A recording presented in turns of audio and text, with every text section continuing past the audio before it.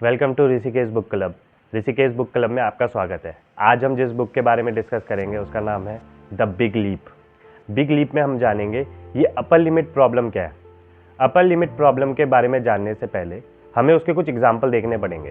पहला example bill Clinton का, जो अमेरिका के राष्ट्रपति थे। वो अपने टाइम के सबसे पॉपुलर नेता थे। उनके टाइम पे अमेरिकन इकोनॉमी बहुत अच्छा कर रही थी और फिर उनका सेक्स स्कैंडल सामने आता है। वो अपनी पावर का गलत इस्तेमाल करते हैं और सेनेट द्वारा उनको इम्पीच्ड कर दिया जाता है, यानी कि राष्ट्रपति पद से हटा दिया जाता है। दूसरा example KBC winner Sushil Kumar Yadav का, जो केबीसी में 5 करोड़ रुपए जीतते हैं और फिर अब खबर आती है कि वो किराए के मकान में रह रहे हैं, उनके सारे रुपए चले गए, वो अल्कोहलिक है और अब अपना गुजारा के लिए वो दूध बेचते हैं। ऐसा क्यों हुआ कि लाइफ में इंसान सक्सेसफुल होने के बाद कुछ ऐसी चीज़ें करता है जिससे उसकी सक्सेस, उसकी हैप्पीनेस दोनों नीचे गिर जाती है। ये है अपर लिमिट प्रॉब्लम।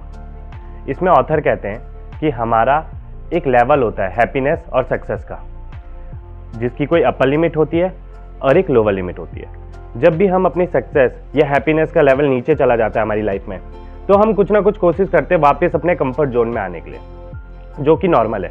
लेकिन ऑथर कहते हैं जब हमारी अपर लिमिट से ऊपर हमारी सक्सेस का और हमारी हैप्पीनेस का लेवल बन जाता है, हमें कोई सक्सेस मिली जो हमारी ओवरऑल सक्सेस से काफ़ी ज़्यादा है, हमारी लाइफ में ऐसा कुछ हो गया जिसने हमारी हैप्पीनेस के लेवल को काफ़ी बढ़ा दिया, जो हमारे कंफर्ट जोन से काफ़ी ऊपर है, तो कॉन्शियसली या अनकॉन्शियसली आप कुछ ऐसा करोगे कि आपका हैप्पीनेस का लेवल वापस नीचे आ जाए आपके कंफर्ट जोन में।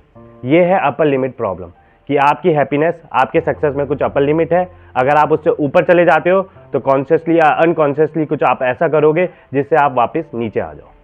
तो अब हमें पता चल गया अपर लिमिट प्रॉब्लम क्या है। हम इसका एक और एग्जांपल देखते हैं, लॉटरी विनर। ये कई स्टडीज़ में पाया गया है कि 80% लॉटरी विनर 2 साल के बाद, चाहे वो $1 मिलियन लॉटरी जीते, उनकी फाइनेंशियल कंडीशन 2 साल के बाद और बेकार हो जाती है, उनकी लाइफ का लेवल और गिर जाता है, उनके हैप्पीनेस का लेवल और गिर जाता है। इसे हम मेंटल लेवल में भी समझ सकते हैं। मान लीजिए आपका कोई अनकॉन्शियस बिलीव है कि I don't deserve this, I don't deserve this success, I don't deserve this happiness. आपका ये ओल्ड अनकॉन्शियस बिलीव है और आपकी लाइफ में कुछ ऐसा हो जाता है जिससे आप बहुत अच्छा फील कर रहे हो, कुछ ऐसा हो जाता है जिससे आप सक्सेसफुल हो रहे हो या आपकी हैप्पीनेस का लेवल बढ़ गया। अब आपका ओल्ड अनकॉन्शियस बिलीव और आपकी ये पॉजिटिव फीलिंग, ये दोनों एक दूसरे के एंटी हैं।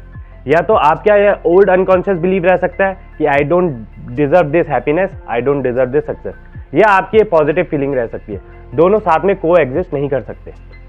तो होता क्या है, आप कुछ ऐसा करोगे जिससे एक चीज रह जाए और दूसरी चली जाए।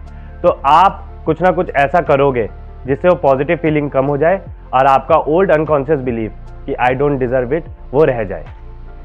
तो अब आप समझ गए कि अपर लिमिट प्रॉब्लम क्या है। तो इसका सॉल्यूशन क्या है? सॉल्यूशन बड़ा सिंपल है। जब आप अवेयर हो जाते हो कि ये मेरी लाइफ में अपर लिमिट प्रॉब्लम है, किसी भी स्पेसिफिक चीज़ में आपकी लाइफ में, चाहे वो ऑफिस में हो सकता है, आपके किसी करियर में हो सकता है, साइड प्रोजेक्ट में हो सकता है, या आपकी कुछ इंटरनल फीलिंग है जिसमें आपने अपर लिमिट प्रॉब्लम लगाई हुई है, जैसे आप अवेयरनेस लाते हो उस चीज़ में, वो डिजॉल्व हो जाती है। लेकिन प्रॉब्लम ये है, क्या आप अपनी अपर लिमिट के लिए अवेयर हो सकते हो? तो हम देखते हैं कि कुछ फॉल्स बिलीव्स होते हैं हमारे माइंड में, जो शायद आपके माइंड में भी हो। अगर आपके अंदर ये फॉल्स बिलीव है तो आपने कुछ अपर लिमिट प्रॉब्लम अपने माइंड में लगा रखी है। जैसे पहला बिलीव, फीलिंग फंडामेंटली फ्लॉड, मेरे अंदर कुछ ना कुछ गड़बड़ है। जब भी आपको ऐसा लगता है मेरे अंदर कुछ ना कुछ तो गड़बड़ है, तो ये सक्सेस, ये हैप्पीनेस जो मेरे को मिल रही है, मैं वो डिजर्व ही नहीं करता। तो कहीं ना कहीं आपके माइंड में अनकॉन्शियसली चलेगा और फिर आप अनकॉन्शियसली कुछ ना कुछ नेगेटिव या कुछ ना कुछ गलत स्टेप लोगे। Second believe, disloyalty and abandonment, यानी कि अगर मेरे को सक्सेस मिलती है तो कहीं ऐसा तो नहीं कि मेरे को अपनी फैमिली को छोड़ के कहीं दूर शिफ्ट होना पड़ेगा। मेरी फैमिली चाहती है कि मैं इंजीनियर बनूं, लेकिन मेरे को कहीं और सक्सेस मिल रही है, कहीं और हैप्पीनेस मिल रहा है, तो ऐसा तो नहीं मैं अपनी फैमिली के प्रति डिसलॉयल हो रहा हूँ। Third believe, believing that more success bring a bigger burden, अगर मैं सक्सेसफुल हो रहा हूँ तो मुझे और काम करना पड़ेगा, घर से दूर रहना पड़ेगा।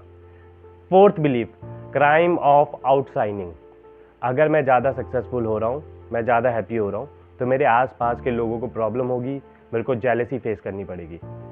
बुक में एक बहुत ही अच्छी स्टोरी बताई जाती है जोसेफ की, जो एक गिफ्टेड म्यूजिशियन होता है। बचपन में ही वो और उसकी छोटी बहन बस में ट्रैवल करते थे कई दूर तक और पियानो सीखने जाते थे। उनके घर में इतनी जगह नहीं थी कि वो पियानो लाएं और पियानो घर पे सीखें, इसलिए वो बहुत ट्रैवल करते थे।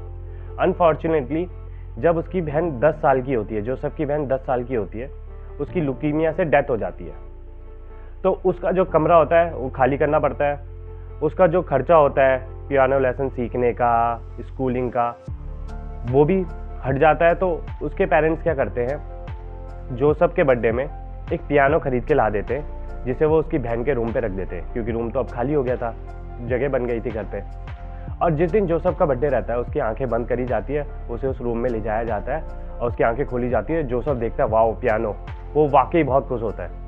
खुशी के मारे उसकी आंखों में आंसू आ जाते हैं कि मेरे पेरेंट्स मेरे लिए पियानो लाए हैं, अब मेरे को इतना ट्रैवल नहीं करना पड़ेगा पियानो सीखने के लिए। जैसे वो पियानो की एक सिंपल पियानो को छूने ही वाला रहता है, उसकी की को दबाने ही वाला रहता है, उसकी मम्मी पीछे से कमेंट करती है रोते रोते, क्योंकि अब तुम्हारी बहन की डेथ हो गई है, अब तुम पियानो ईजिली सीख सकते हो और सक्सेसफुल हो सकते हो। अचानक से वो 12 साल का बच्चा सक्सेस और हैप्पीनेस को कहीं ना कहीं अपनी बहन की डेथ से जोड़ लेता है। इसके बाद जब जोसेफ बड़ा होता है, उसे जब भी सक्सेस मिलती थी, चाहे म्यूजिक में या किसी और इंडस्ट्री में, उसके अंदर वो गिल्ट की भावना आ जाती थी और वो फिर नशे करने लग जाता था और दूसरी एक्टिविटीज करने लग जाता था, जिससे उसकी हैप्पीनेस का लेवल नीचे आ जाता था। उस बेचारे को तो पता भी नहीं था वो ऐसा क्यों करता है, पर उसका रीजन था कहीं ना कहीं उसने सक्सेस और हैप्पीनेस से गिल्ट को जोड़ लिया था। अब हम देखेंगे कि आपके अंदर, चलो ये फॉल्स बिलीव, आप में से किसी के अंदर ये फॉल्स बिलीव हो सकता है, पर ऐसे भी कुछ बिहेवियर्स होते हैं जिससे हमें पता चलता है कि आपके अंदर अपर लिमिट की प्रॉब्लम है। अब ऐसे कुछ बिहेवियर जो बताते हैं कि आपने अपने ऊपर अपर लिमिट की प्रॉब्लम इंपोज करी है। पहला, वरी करना, ऐसी चीज के लिए वरी जो आपके हाथ में नहीं है, ऐसी चीज के लिए परेशान होना जो आपके हाथ में नहीं है। जैसे आपकी जॉब लग गई लेकिन आपका जो हैप्पीनेस का लेवल है वो काफ़ी ऊपर है और आप सोच रहे हो कहीं ये जॉब नहीं लगी, डॉक्यूमेंटेशन में कोई प्रॉब्लम हो गई, कुछ और हो गया।